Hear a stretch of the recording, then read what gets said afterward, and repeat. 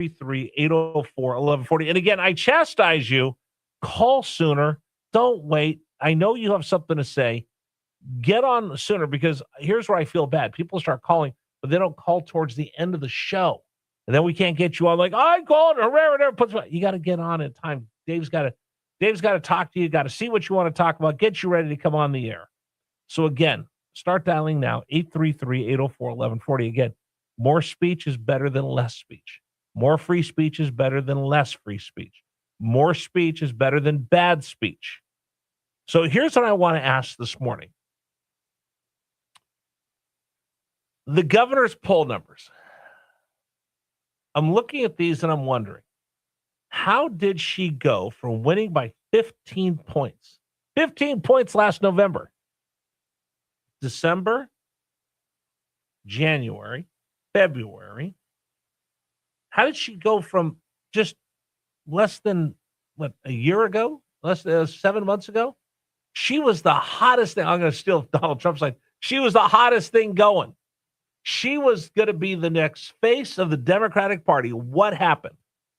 Because she went from trouncing the GOP, and she went from leading a landslide where Republicans were sitting there like, what happened? We just got crushed. She led this wave in that brought us not only Abigail Spanberger to the governor's mansion, Ghazal Hashmi became our lieutenant governor. Jay Jones, despite all the controversy of the text messages, he became our attorney general, and a landslide in the House of Delegates. She has everything going for her. Man, you couldn't think of a better party than at the Abigail Spanberger headquarters after the election. You want to talk about somebody who was living on top of the world during the holiday season?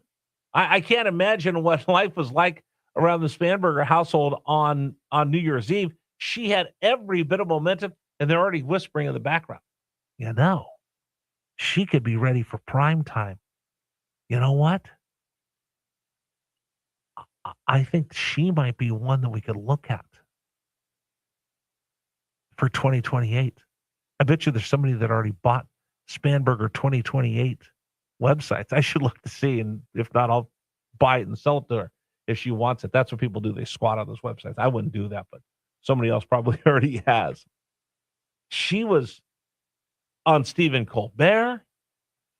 They asked her to be the Democratic response. Remember, she did it over in Williamsburg, and she's just sitting on top of it. Everybody and their brothers talking about her. She's got all the momentum. She cannot be stopped. She is a force of nature. She is the end-all and be-all. She's the one. And as they're starting to talk about who's going to run next, a lot of people around the country are like, keep an eye on that one. She's a winner right there. Now, here we are, post July 4th, and this poll comes out that finds that she's not only lost every bit of momentum that she had, I mean, every bit of momentum she had after that election is now gone. It is gone. And she has taken a political beating over the gerrymandering, which, do you remember she said, I'm going to stay out of this one, let the voters speak. Before, she was against gerrymandering. Then she jumped in and gave her full-throated support. People were like, well, wait a minute. It wasn't that long ago you were against it, and then you were just going to stay on the sidelines, and then now you're doing ads saying, let's do it. She lost credibility, momentum, whatever you want to call it then. And then you see what happened with the budget, and we've talked about all this stuff on the program. You've heard it all from me. So what do you think is caused people around this Commonwealth to open up their eyes to say, this is not good. We're going in the wrong direction. And that's the most important thing for me. But see, there are people that you like politically just because you like them. I mean, there's that old thing about, well, how do I decide who to vote for? Who would I want to go have a beer with? Do I want to go have a beer with Salty Super Dave or go with Rich because he's a lot of fun? Some people go, I want to go Salty Dave because Rich will talk too much. Others will go, I want to go to Rich. He's going to entertain me. And that's how a lot of people will vote. Do I like that person or not? There's been politicians that were brilliant, but they had absolutely no charisma and nobody ever voted for them. And then there's politicians that are the biggest dopes you'll ever meet, and people love them. She was one that showed up. She had a record in Congress. She had served our country as a postal inspector and then in the Central Intelligence Agency. And she wore that on her sleeve, and it was a big part of her campaign. And then she said, I'm the one in Congress. I was voted the most bipartisan, the one most willing to work across the aisle. She ran one way, and then she gets in office. And like I said, I kind of showed you that she says one thing and then finds a way to do another. So she gets accomplished what she wants, but she's still able to, have plausible deniability. But right now, you could see out of this poll, and this is just the first, we'll get more that'll come out. But her momentum is gone. Her honeymoon is over. So my big question to you this morning on WRVA, and again, hit the phones right now, 833-804-1140, 833-804-1140. Was it something she did? Was it something that she promised? Or is it something that she didn't do that has taken all the momentum out of her sales? Is it something that she did, something she said, or something she didn't do? Why do you think someone who had a 15-point advantage in the general election, or was it, hey, listen, we all hate Donald Trump in Northern Virginia. We're all going to show up to vote, and we're mad because there's so many different people that are losing their jobs in Northern Virginia. We're going to make them pay by electing Abigail Spanberger. Now, the political scientists told us this the entire time. Off your election, Virginia, whoever's in the White House, the other party will win, and they'll win big. And it turned out to be true. Didn't help that Donald Trump was having the Doge boys go up there and find waste, fraud, and abuse, and they were getting rid of the bloat that we had in Washington, D.C., which definitely affected Northern Virginia, and they came out in droves. But what was it? Or, try this one on for size, the people kind of finally figured out and seen through that she says one thing, does another, and means something else. 833-804-1140, 833-804-1140. Let's see. Good morning, Rich. You and the governor are ignoring the elephant in the room. With annual elections, people are fatigued with voting. More people had deer tags than voted in the last general election. Not only had the state GOP done little to support the state slate of candidates, they did little to get out the votes. They need to educate the base that voting is important and voting every time. They need to explain that unless people start voting absentee, nothing will change, says Dan in Midlothian. Dan, you're brilliant. No, I 100% agree. Listen, there is voter fatigue. I mean, you saw it. How tired were you of every TV commercial, every time you went on Facebook, Instagram, X, YouTube? All you got hit over the head was with political ads. There is a point where they become so omnipresent that they really become ineffective more than anything else. They just annoy you. So I agree with you. There is fatigue. And I really agree with you that the Republican Party here has got to figure out, if you're going to live in a world, it's not like it just happened overnight, where we're going to have an election every year. You have to keep momentum going. And I've worked on get out the votes before when I was in college, and I was in college Republicans. It takes you a while to build up that volunteer list and get those people in. You got to get enough people in there that you get critical mass that you can actually make a difference and get out the vote. But it takes you a while to build that up. Here in Virginia, unlike other places, you need it each and every year. Other places, okay, I'll get my volunteers all ready to go every 4 years. Here, you got to have it every year, and I think that's where the Virginia GOP really needs to tighten its belt up, is to make sure that you can have it get out the vote and motivate people that they have to show up every time. I also think that Virginia voters, particularly conservative voters, need to be as involved as the progressives are. And again, I see this. I go down to City Hall, I go to Capitol Square, I see all the progressives that show up for everything. And I see the Republicans don't. And I think that's one of the big things is the motivation. Who's more motivated? Who's more motivated at this point to get their person into office?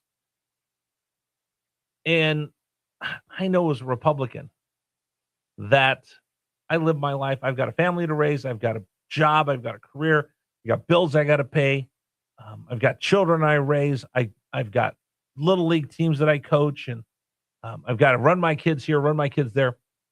A lot of families are busy, and then they wonder, like, what in the world's going on? Meanwhile, on the other side, you have got DSA members that are meeting all the time, motivating, putting things out on social media, working digitally, building websites, volunteering. They're motivated 24/7. They're motivated because they're trying to change the country into their utopian version of what the world should be. You're living your life because you like the way the world is right now. I mean, we talked about this yesterday. The DSA has said, we want to get rid of the president, the Supreme Court, and the Senate, the Department of War, jails, and there's a whole other world that they would like to see that you would never recognize in the United States of America. They're motivated to turn the United States into something like that. Are you motivated to defend our way of life? Are you motivated to protect the freedoms? I was thinking about this yesterday, driving home, the separation of church and state, the checks and balances we have. All of these things are kind of enshrined, and you and I think of this all the time. They want to blow a lot of this up. Let's just take the checks and balances. The president cannot become too powerful because Congress controls his purse strings, and the Supreme Court will tell him whether he's doing things legally and following the Constitution. So they both have a check on him. The president has a check on Congress because he's the chief executive, and whether the bills they pass are legal or not has to go by and stand the scrutiny of the Supreme Court. So they have a check on Congress to make sure there's no unfettered powers. And the president has a check on the Supreme Court because he gets to appoint members to the Supreme Court, and then Congress gets to decide, advise, and consent whether they can sit on the bench. So all three of them have a check on each other to make sure one doesn't get too powerful. What DSA, Democratic Socialists of America, all of that would be gone. And their idea of this is they want to have a Congress that would decide who becomes the leader, the president. They would get rid of the Supreme Court and put a judiciary chosen exclusively by their Congress. The Senate, they're out. Department of War, their entire way of thinking, their entire vision of the world would be completely a bizarre world from what you and I live in right now. It is crazy. Somebody said people have figured out she lied through her teeth to get elected. Northern Virginia would have voted for Satan himself.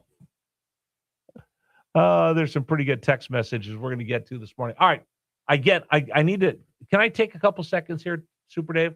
I'll take a couple minutes here to remind everybody about this golf tournament that we're going to have. I've been working on this in the background for a little bit. I went out to the golf course the other day and met with the folks at Hunting Hawk Golf Club in Ashland. This is all being brought to you by Greer Financial Group and Better Floors.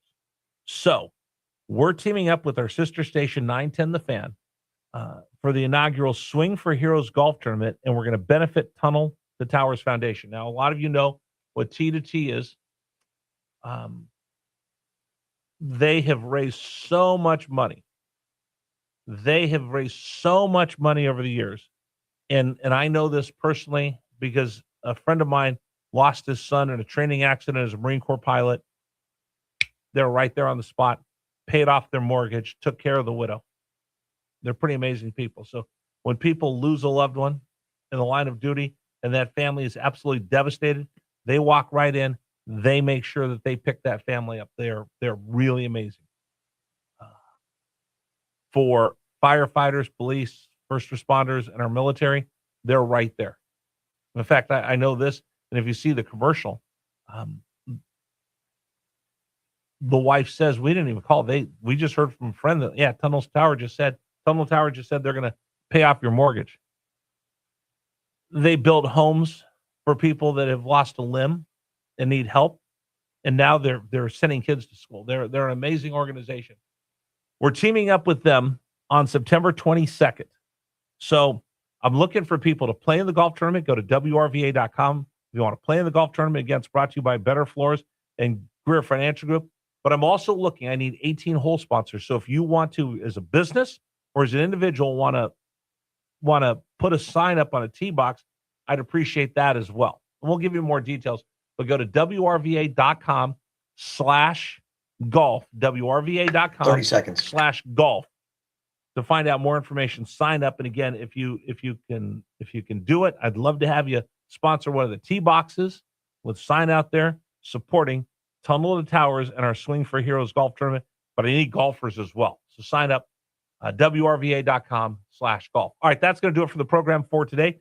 Thank everybody for joining us. Our program today is brought to you by our very, very good friends in Mechanicsville. The National Anthem brought to you by Freedom Services Training, the biggest gun store in town. I'll talk to you tomorrow right back here on WRVA. Please stand for the National Anthem of the United States of America.